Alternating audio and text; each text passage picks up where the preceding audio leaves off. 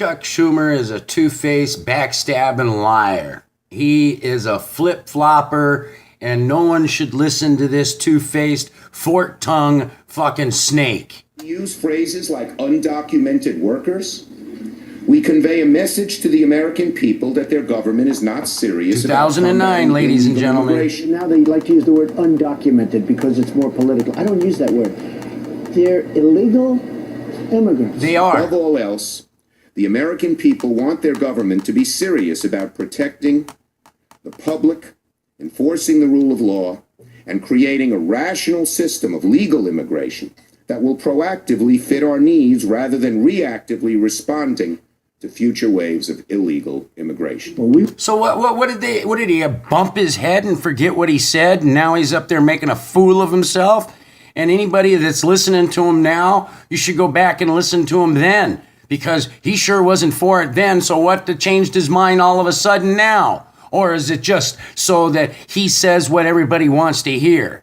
We want an immigration policy that's fair, equitable, but that's going to protect our people. What the American people are pleading for is sanity and common sense in our immigration system. Yes, that's a fact. People who enter the United States without our permission are illegal aliens, and illegal aliens should not be treated the same as people who entered the U.S. legally. Right from the horse's mouth, from Chuck to fucking two-faced Schumer. You cannot obtain legal status or become a citizen of the United States by illegally entering our country. Absolutely, he is correct. I think that what we have discovered through time here is that this president engenders outrage on the left, and the left will seize, and its politicians and supporters will seize on whatever they can, with precious little reflection on whether what he is doing is really a complete departure from what's been done before. And it turns out in this particular instance, as in others related to immigration, really is not. Democrats think that the longer this goes on, the more Republicans they'll be able to peel off. Republicans who never shared this president's passion for a wall in the first place. President Trump has chosen to hold hostage. Hold hostage. Here comes the two-faced liars, fork-tongued snakes that say one thing and then forget what they said, and later on they're promoting what they said that they wouldn't promote, and they're against. These people are dangerous and should not be listened to one bit. Critical services for the health, safety, and well-being of the American people. Federal workers will not be receiving their paychecks and what that means in their lives. And you shouldn't receive a paycheck either, especially from this government, when you have walls around your house and you got security running around everywhere, and you sit there and spout off about the shit that you do that you have in your own life. What is wrong with you, two-faced, snake, fork-tongued people? It's tragic in terms of their credit rating, paying their mortgage, paying their rent.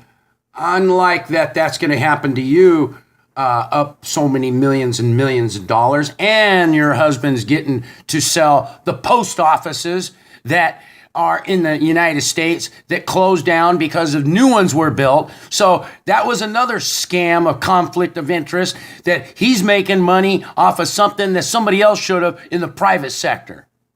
Paying their car payment, paying their children's tuition, and the rest. The president seems to be insensitive to that.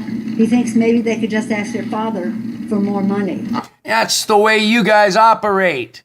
What is wrong with these people? And you guys are listening to these fuckheads? I asked him to open up the government, that tomorrow so many people will have trouble paying their mortgage. Well, why don't you dig in your fucking pocket, rich man, and fucking help these people out if you're so fucking concerned about it.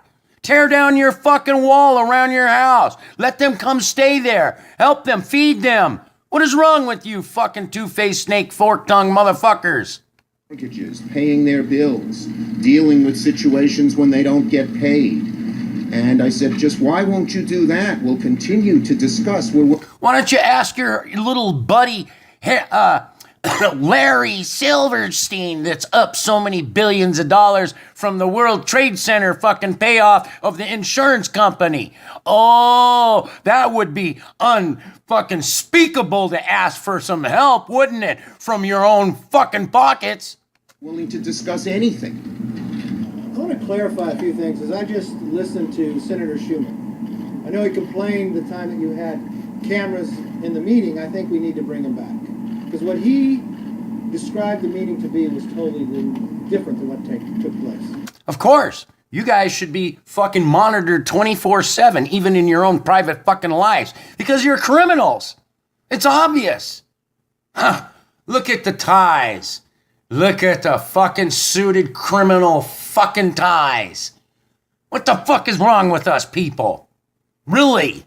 Come on, man. Are we all this gullible and stupid to completely keep fucking following this bullshit that we keep coming across?